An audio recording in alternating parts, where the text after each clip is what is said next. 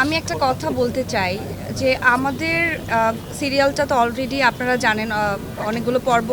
So এই যে এত দিন ধরে সিরিয়ালটা চলছে, গানটা যতবার বাজে ততবার কানে শুনতে ভালো লাগে। এত দারুণভাবে তারা আসলে গানটাকে তুলে ধরেছে অ্যাকচুয়ালি। এবং আমার মনে হয় যে এটা আমার মন ভালো থাকুক খারাপ থাকুক, এক ধরনের অনুভূতি কাজ করে এই গানটার মধ্যে। থ্যাংক ইউ সো মাচ আসলেই। থ্যাঙ্কস। গান নিয়ে আরেকটা বিষয় বলি, গান নিয়ে আরেকটা বিষয় বলি যে অনেক মেসেজ আসে, প্লাস আমার আত্মীয় স্বজনও অনেকে বললেন যে বাচ্চারা ওই ফ্যামিলি সবার সাথে কাজটা দেখে, তো বাচ্চারা নাকি এই গান না শুনলে খায় না। এই গান শুনতে শুনতে খায়, খাওয়াতে গেলেই বলে গান ছাড়তে হবে।